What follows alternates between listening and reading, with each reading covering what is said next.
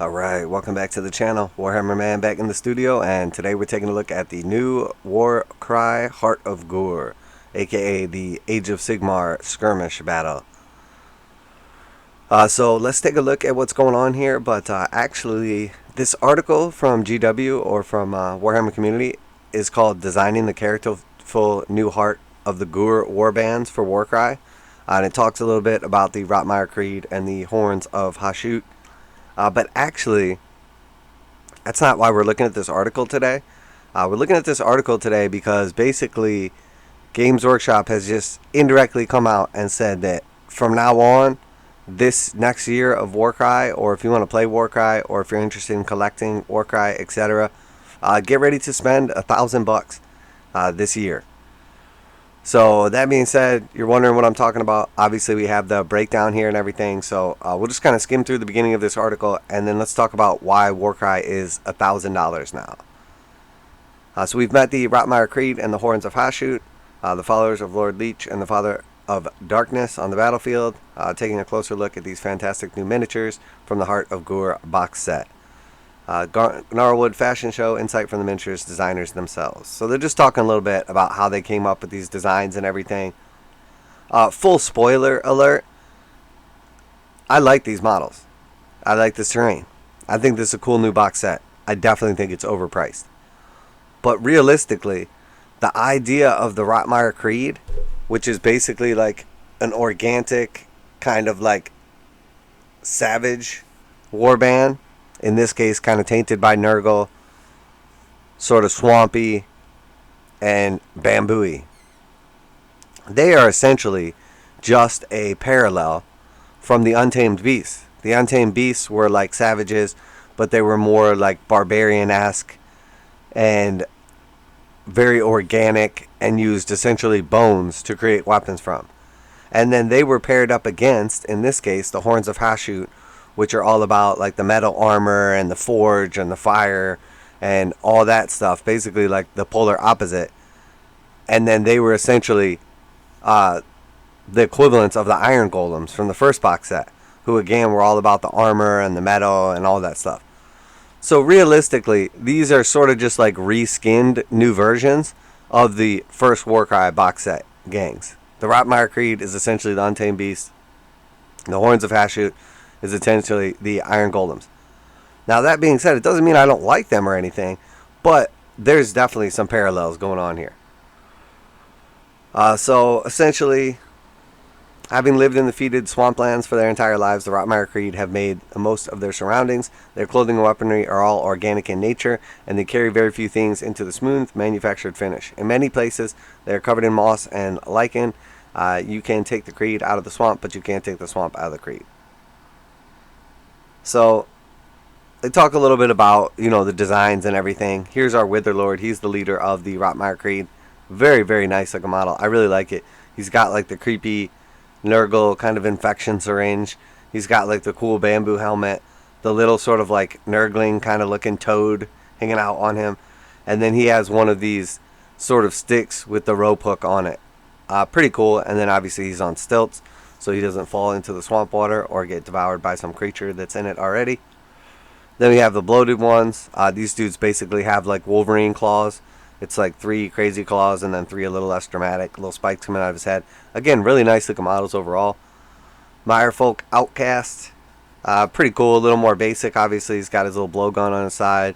A couple of weapons. Some rot. Some mold. Some skulls. And then on to the Horns of Hasut. The Ruinator Alpha. While many disagree on almost everything, one thing the Ruinator Alpha shares with her opposite number is the resolution that as a warband leader, they should have the biggest hat. Known as the Hashutar, these holy helms are only worn by the Fathers of Darkness, most valued warriors. Their armor too is covered in Duradin, ruins of protection. They've even got hoof-shaped toe caps. So yeah, obviously they are all about the sort of like bull. Can't think of the name of the movie, but definitely reminds me of like the worshippers in that movie. But yeah, like the little toes obviously have like the cleft toe deal going on. They definitely have a lot of a look of the Necromunda warband in there also. The helmets, the face masks, the armor just looks a lot like the corpse grinder cult, which isn't bad. I actually really like the corpse grinder cult. So on to the demolisher. You can arm the demolishers with a deadly flame hurler, the Duradin that worship the father of darkness. Originally used these devices to light their forges, but they work just as well on people. The bag at the back is squeezed like a bagpipe in order to force gas past the nozzle where it is ignited. At least it's not an actual set of bagpipes. So here we see the demolisher. Pretty cool. He has a flamethrower, obviously. Range weapons are pretty strong in Warcry, but most bands don't have many of them. And the ones that have good range tend to not get a lot of active members. And typically, Warcry is definitely about killing, but it's also a lot about the objectives and being quick and nimble, and also kind of piling onto the objectives. So sometimes being a ranged warrior, even if you're really good, not going to be as good in Warcry as it is in 40k or Kill Team, etc. It's definitely much more of a combat kind of trading off.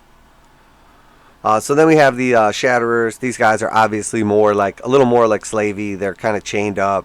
They have like weak armor, definitely like weaker weapons. They're for sure like the servants of the group. So that being said, that's the warbands. That's essentially the meat of the article, just kind of showing them off. We've seen a couple of the rules. The new reactions are pretty cool. We've seen a little bit from each of the warbands. They look pretty good. Definitely excited for Warcry in general, as it's a really fun game. If you haven't played Warcry, it's essentially what the new Kill Team is based off of, and the new Kill Team is probably my favorite game. The alternating activations, the skirmish style combat, the randomness of your setup and win conditions, all that stuff makes Warcry extremely fun. So essentially, if you've never played the game before, you basically draw the 4 cards at the beginning of the game, and they determine how you set up the board is one of the cards. And then there's basically missions, which is what you have to do to win. Then there's deployments, so you break your warband up into a couple separate, 3 separate groups, and then you deploy one group, and then your opponent deploys a group, etc. And they all have to start in certain quadrants of the board. And then finally your 4th card is the twist card, and is basically just some crazy condition that's going to affect the battle. All ranged weapons are, at a negative, or in combat everybody does a little extra damage because of the blood moon, or essentially just something to that effect that just kind of alters the game state. So if any one of those cards draws differently, even if you play the other 3 conditions the same, it's going to make for a completely different game. Even if you played everything the exact same with the same cards and everything, and I'm pretty sure they brought back all 4 of the card conditions. Not 100%, but I'm pretty sure they did. But essentially, you could play the same game again, and just by changing your deployment, the game is completely different, because maybe you made a big mistake or your opponent did, etc. So I really like the idea of Warcry, how it plays, the alternating activations, no crazy amount of chain activations. Super fun game overall. One thing that was really nice about Warcry, though, is it didn't have a bunch of rules bloat. There wasn't a bunch of extra books you had to buy. You didn't have to keep up with the Joneses and constantly be making purchases to play Warcry. There was pretty sparse expansions, which makes sense, because obviously 40k is their big game. Sigmar is their sort of, living in the shadow of 40k. So the same way Kill Team is pretty popular, but not nearly as popular as 40k, obviously Warcry is fairly popular, but not nearly as popular as Sigmar. So this is many, many steps down from 40k, let alone from Kill Team and Sigmar. So that being said, the new box is only the beginning. This big announcement right here, or this little plan, is what has me kind of, I don't want to say worried, but a little skeptical about the situation. So obviously it's nice to always see new content, new games, new stuff, but the bloat that's happening in Games Workshop right now is definitely getting out of control. Every one of their games is now embarking on this quote-unquote seasons. And when I hear seasons, all that means is, hey, if you want to keep up with what's going on in this game, or competitive, or collecting, etc., you're going to need to make regular purchases. And with Games Workshop's prices, we know they're going to be big purchases. So in this announcement, we'll talk a little bit about it. We see the Warcry Heart of Ghur. This box is only the beginning.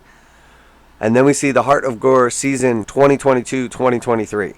So now we know they have a season, major quarterly expansions with all new warbands, terrain, and more. So we see 3 boxes down here. We know each of them represents a quarter, including the Heart of Ghur. And we know, obviously, that each of them, as it says down here, major quarterly expansions with all new warbands, terrain, and more. So we have 2 warbands plus terrain here, 2 warbands plus terrain here, 2 warbands plus terrain here, 2 warbands plus terrain here. So by the end of the year, we're going to have 8 new warbands, 4 new sets of terrain, and then also the compendium. Or I shouldn't say by the end of the year, by the next seasonal year. So 1 year from now or whatever. That seems like a lot. And now with the new price increase on the box set, we know this is now $230. So that's $460. So now we're looking at $920 plus the compendium is probably going to be $60. So now we're looking at $980 USD. So $1,000 for this season of Warcry. So what went from the type of game that you could literally just pick up a warband for like $50, and if your opponent had a rule book and you had a playing surface to play on, maybe some scatter terrain, you could play a game.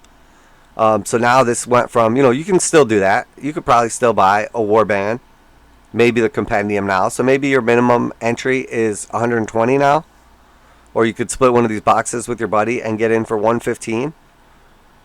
But that substantially raises the price of Warcry, in my opinion, and I don't think that's a good idea. In my opinion, they should be going the opposite direction with this. They should have come out with the starter for Warcry, just like they did for Kill Team, where you basically get a bunch of scatter terrain, 2 warbands, and a mini rulebook with all the rules, and then a separate mini rulebook with the rules for the warbands or whatever. That would have been smart, in my opinion, and put that at $100 like they did for Kill Team. That takes away the barrier entry and makes it so anybody can just pick this up, get in. You can essentially pay for $100 and convincing one of your friends or family members or spouse or whatever to play with you. $100, you're in a new game, and then after that you can expand on from it. This and the whole idea of seasons, this looks like a game killer to me. Now I could be wrong. The seasons for 40k are fairly popular. The seasons for Sigmar are okay. The seasons for Kill Team have been fairly well received. But when we saw the necromunda kind of like plans and everything, it was very obvious that necromunda was about to get super bloated, and it's probably the most bloated game there is, or one of them. Necromunda has more books per like faction and available purchase than any other game does. I mean, 40k has the most books by far. Sigmar has a lot of books and content as well. But for the amount of units that you can buy and the amount of total stuff that's available for sale compared to like how many books there are for necromunda, it by far dwarfs everything else. I mean, it's crazy how much you would have to buy if you want to collect everything or play all the war bands or gangs or whatever. Now it feels like that's what's happening to Warcry. Now I could be wrong. I love Warcry. I love the miniatures. I love the idea of the game. It's super fun and everything. But to tell you the truth, it never really picked up where I'm at. It's not that popular. I've never like seen other people just randomly playing Warcry other than the small group of people that like, I play with, collect, paint, etc. with. So that being said, it's not like 40k or even Kill Team or even Sigmar where you could just walk into a random shop and people are playing Warcry. And so the goal is to change that, to get people to be playing Warcry, random people, to build the game, build the hobby, build the sales, grow the business. That is Games Workshop's goal. Now, they might take out some of those initial things, grow the hobby, have fun, etc., for more business-oriented, but that's fine. That makes sense. They're a business. They're supposed to make money. That being said, this is not going to grow the business. This is going to kill the game. There's a certain number of people that don't care and are going to buy the new Warcry for $230 regardless. There's a certain people that are not going to buy it no matter what. But there's also a big group of people that are buying this if it's 175 or 190 or 200 that aren't buying it if it's over 210 or 220 or 230. There's a lot of people that are probably on the verge of getting into the game and then see the price and turn the other direction. And that's what I don't like. It's not that I can't afford this Warcry game or I can't afford to spend $1,000 by the end of the year. It's the fact that I know that by pricing this game at $1,000 for a year of content, and that's assuming nothing else comes out. We just get 4 big boxes and the compendium, which was announced. That's $1,000 for the year. From here till a year from now, $1,000. That's not going to happen for most people. That's literally $200 and basically $50 per quarter, $250 per quarter. And then if we divide that up by 4 months, You're talking about $60 per month to play Warcry for the year. I mean, realistically, it's more than that. I think I just did some bad math right there. $240 for a quarter, so really it should be $80 per month. I'm sorry. So let's say $80 per month to play Warcry, and that's just one of their games. So then if you want to play 40K too, or you want to play Kill Team also, and it's somewhere around the same amount, you're talking about like $200 a month to play your GW games. Probably more. I think this is really going to kill the game and scare a lot of people away. Now, the benefit of this is that it's Warcry, so not that many people are going to quit if this is too expensive for them, and not that many people are going to just not play if this is too expensive for them, because they already weren't playing. So it's not going to hurt Warcry that much, but it's not going to help them either. And that's my problem with this. So the major quarterly expansions, all new warbands, terrain, and more. If you want to put a ton of content on the community, a ton of miniatures, a ton of box games, a ton of terrain, a ton of books, that's fine, but you have to price it reasonably, or you're just going to, this is just overwhelming, I think, to most people. I think most people see this and know they're about to spend roughly $250 to, $1,000, depending on what the time frame is, and I think they're just like, you know what, I'm not going to dedicate $1,000 to Warcry. It's easy to get people to say, well, I'll pay 100 here, 100 there, pay to play a little bit, keep up. But $1,000 is not a small commitment for a lot of people. So what's more, these miniatures will all be usable in games of Warhammer Age of Sigmar, and by the end of the season, you'll have enough scenery to fill an entire battlefield. Don't forget, you'll be able to pre-order Heart of Ghur box set from Saturday. So that being said, that's my opinion. That's my rant. Games Workshop just made Warcry cost $1,000. It's very unfortunate. I don't like it. I like the content itself. I like what they're doing. I like the idea of it. But the whole seasons thing and sort of this overwhelming new floor plan of purchases, I think this is really going to kill the game and really scare a lot of people away. I don't think this is going to help Warcry. I don't think that... Here's the problem, in my opinion, and then we'll wrap it up there. Games Workshop had a bunch of success with the Indominus set for 40K and the release of 9th edition. So they tried to use that same exact thing on Sigmar in Dominion, and Dominion was a complete flop. Now, if you ask Games Workshop, they did great. They sold all the copies they made, so it was a complete success.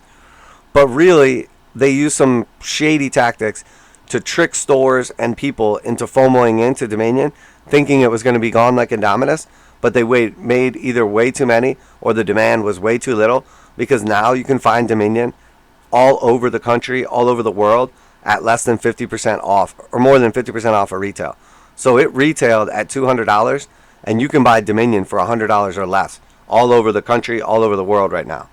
So that being said, that's a complete failure. Even if Games Workshop sold all their copies, they did it by tricking all of the retail stores and customers into buying them, and now there's still thousands, hundreds of thousands of these boxes just sitting on store shelves all over the world. So they did the same map then with Kill Team, where they essentially put out this floor plan and said, hey, this is what the future is going to look like, this is what boxes you're going to get, etc. And Kill Team has been growing pretty good, and it's been okay, and it hasn't been overwhelming, but a lot of the companion teams feel like they've sort of been left behind. But overall, Kill Team's great, and I think they've done well with it. My problem is that Kill Team is based in the 40K universe, so naturally it's going to be much more popular than Warcry. So if Kill Team is the less popular 40K skirmish game, and Warcry is the less popular Age of Sigmar skirmish game, coming out and trying to repeat what failed for Sigmar after it worked for 40K is the same as trying to repeat, what they did for Kill Team, which is probably going to fail for Warcry. So in my opinion, it's a big mistake, and it's going to cost them dearly in both growth, and I think honestly it's going to be tough to maintain the player base. To tell you the truth, the overall Warcry community, I think, is not even excited about a new edition. I think for the most part, Warcry is the type of game where people are just like, man, as soon as we heard there was going to be new rules, new edition, whatever, most of us were just like, man, I hope they don't ruin this with a bunch of new rules bloat and power creep. The new models are great, but again, I think this is a big mistake. If they would have left the pricing around 190, 200, maybe even 210, I think they probably could have got away with this a little healthier. But I think pushing up towards that $1,000 to play a game, in a 1 year period. And again, you don't need to spend $1,000. You could buy a Warcry for $50. You could buy the compendium for $50 or $60. Play the game for around $100, and that's fine. But I think most people like the idea of collecting or building, and obviously the idea of getting a bunch of terrain that's in this setting is to build this into a big terrain set that you can then play in Sigmar or some massive game of Warcry, etc. And I just don't think it's going to bite. So that's my opinion. A little different spin on this article and what's to come. Let me know what you think down below. Do you play Warcry? Do you play Sigmar and not Warcry? Do you play 40k? Do you play 40k and not Kill Team? Or do you play Kill Team? I'm curious. How many people play? So if you have the time or you don't mind, in the comments, leave down below what games you play of the big ones. 40k, Sigmar, Warcry, Kill Team, and maybe Necromunda. And now, or Horus Heresy, or any of those 6. Which ones do you play? Leave it down in the comments. And by play, you don't have to play. Maybe you just buy and collect the models. Because definitely this channel is for everybody, players and collectors alike, painters, etc. But which ones are you involved in? I'm curious about that to get an honest scope of the community. So that being said, going to go ahead and wrap it up there. If you did enjoy today's video, if you like daily reaction reviews and news, painting, modeling, conversion tutorials, make sure you check out the channel content. We are over 5,000 subscribers. Thank you to everybody that subscribed. Absolutely phenomenal. Love growing this channel. Next big milestone, 7,500, 10,000. The sky is the limit. I appreciate everybody that takes the time to subscribe, like, share, comment, and obviously, love the community and all the positivity. But that is it for today. If you do enjoy Warhammer 40,000, Kill Team, Necromunda, Age of Sigmar, Warcry, and Horus Heresy, if you're into daily reactions, reviews, and news, painting, modeling, conversion tutorials, make sure to like and subscribe. Warhammer Man Studios, I'm Warhammer Man, and I'm out of here.